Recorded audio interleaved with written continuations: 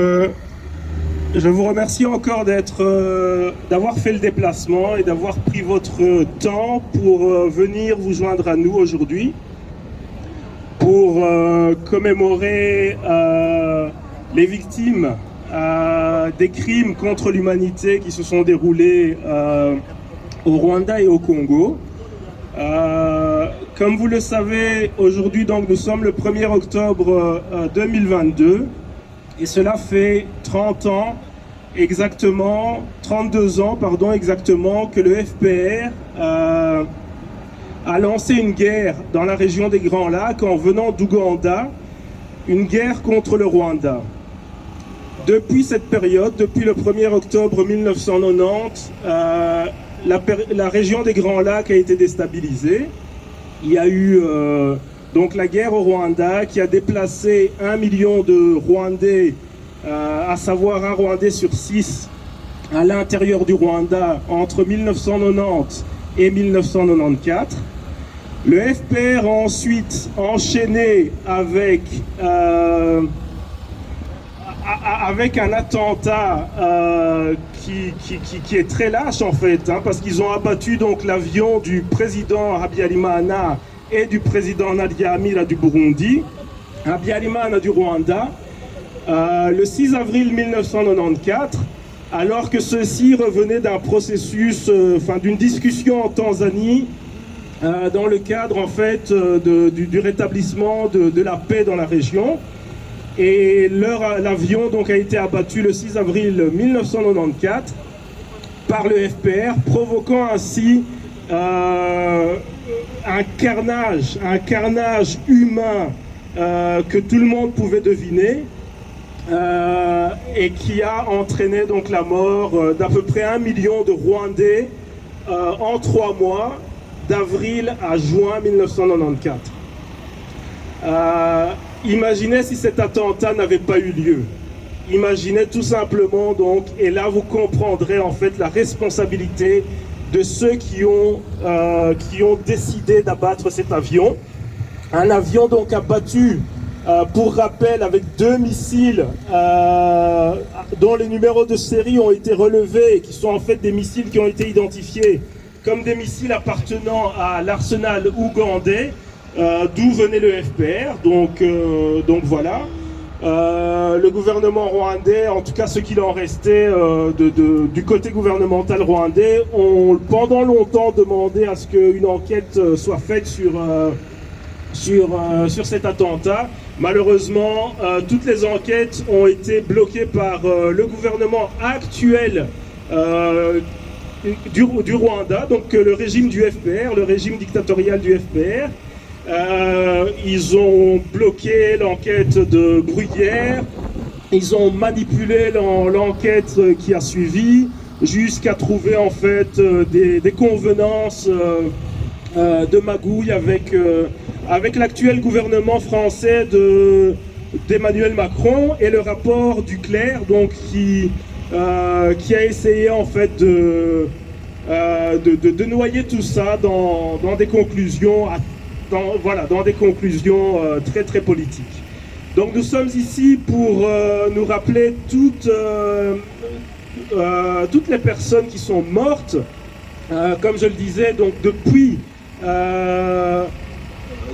en fait l'aventure, depuis que le FPR donc s'est aventuré donc dans ces guerres dans la région des Grands Lacs, donc a commencé par le 1er octobre 1990, le 6 avril 1994, et puis ensuite, après avoir pris le pouvoir, les guerres que le FPR a menées au Congo et qui ont emporté là plusieurs millions de personnes, dont beaucoup de Congolais et beaucoup de Rwandais, entre 1996 jusqu'encore actuellement, via la branche armée qui travaille pour le FPR actuellement, qui se nomme le M23.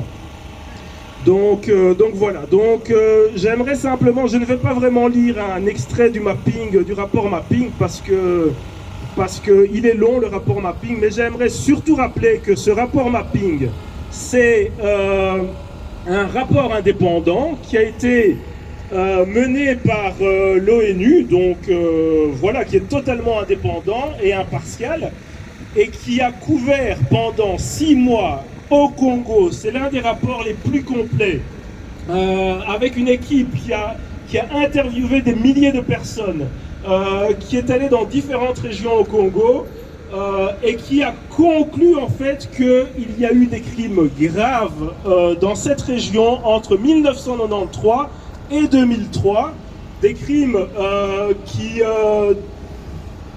dans le rapport, conclut qu'ils sont de nature à être qualifiés de crimes de génocide. Et donc le rapport en fait conclut en demandant qu'il serait opportun qu'un tribunal en fait donc statue sur ces crimes qui pour les enquêteurs, qui pour ceux qui ont mené ces enquêtes sont de nature génocidaire. Donc c'est quelque chose de très grave. Un génocide, c'est le crime ultime. C'est vraiment le crime ultime. C'est un génocide qui a emporté des millions de personnes, comme je le disais, qui s'est étalé sur une dizaine d'années et dont en fait les responsables sont clairement identifiés. Donc il s'agit du FPR essentiellement. Et donc voilà, donc ce rapport mapping, en gros,